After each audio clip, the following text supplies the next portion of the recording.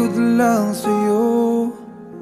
Ang buhay kong ito, hindi ko alam.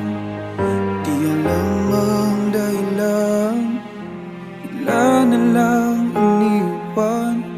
Wala namang kasalanan. Bakit o bakit ba iniwan mong nag-iisa? Ginawa naman